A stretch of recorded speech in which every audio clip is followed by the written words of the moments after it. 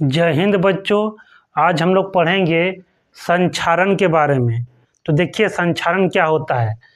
जब कोई धातु हवा और जल दोनों के संपर्क में आता है तो उसका ऊपर वाला जो परत है ना वो धीरे धीरे नष्ट होने लगता है।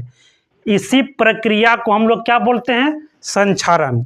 और यह क्या एक बहुत ही धीमा प्रोसेस है, मतलब ये बहुत धीरे धीरे होता है।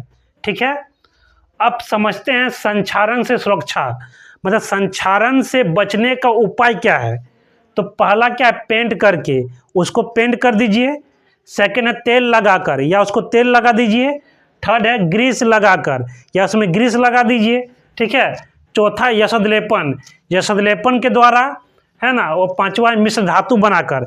ये सब तरीका अपनाकर हम लोग संक्षारण से कोई भी धातु को बचा सकते हैं। ठीक है, अब बात करते हैं यशद लेपन है क्या। यशद लेपन है क्या, यशद लेपन देखिए, मान लीजिए कोई लोहा है ना, मतलब आयरन है ना, उसके ऊपर में हम लोग जिंक का परत लगा दिए। किसका परत लगा दिए, जिंक का परत। ठीक है, या कोई इस्पात है ना, स्टील, उसके ऊपर में हम लोग जिंक का परत लगा दिए। किसका परत, जिंक का परत लगा दिए। इसी प्रक्रिया को हम लोग बोलते हैं क्या, यशद लेपन। यशद लेपन में क्या होता है, लोहा और इस्पात के ऊपर में हम लोग जिंक का परत चढ़ा देते हैं, उसी प्रक्रिया को बोलते हैं यशद लेपन। ठीक है, अब बच्चों हम लोग बात करते हैं मिश्र धातु।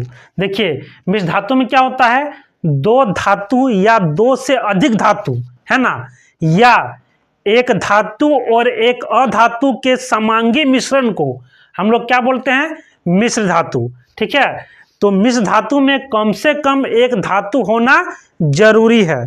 ठीक है, ये आइए इसका उदाहरण देते हैं, उदाहरण देखते हैं। जैसे पीतल है, पीतल क्या होता है, कॉपर और जिंक इन दोनों को मिला दीजिए तो आपका बन जाएगा पीतल। ठीक है, कांसा, कांसा में क्या होता है, कॉपर और टीन मिलाते हैं, कॉपर और टीन को मिला दीजिए तो बन जाएगा कांसा। ठीक है, ये सबसे आप जानते हैं पीतल और कांसा का बर्तन बनता है।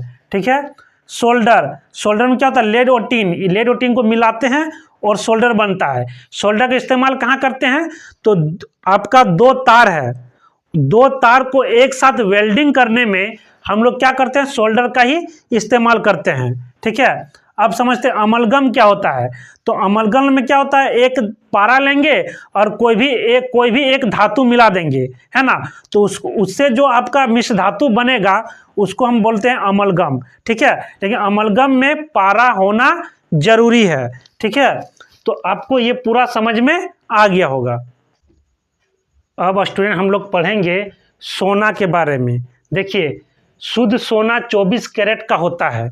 जो शुद्ध सोना होता है ना वो 24 कैरेट का होता है। ठीक है, और यह जो होता है ना काफ़ी नरम होता है, मतलब इतना नरम होता है ना कि उससे आप कोई गहना बना सकते नहीं है। ठीक है, मतलब ना नाक का बना सकते हैं, ना कान का बना सकते हैं, ना गले का कोई भी गहना बनेगा नहीं, इतना नरम होता है। ठीक है, इसीलिए क्या करते हैं, तो उसको थोड़ा कठोर बनाने के लिए उस सोना में हम लोग या तो कुछ चांदी मिला देते हैं या कॉपर मिला देते हैं, ताकि वो कठोर हो जाए और उससे हम लोग कोई भी आभूषण बना सकते हैं। ठीक है, तो देखिए इंडिया में जो होता है ना उसमें 22 भाग जो होता है ना वो सोना होता है, और 2 भाग क्या होता है, या तो चांदी या कॉपर, दोनों में से कोई एक, ताकि ऐसा करने से ये कठोर हो जाएगा और उससे हम लोग कोई भी गहना आराम से बना सकते हैं।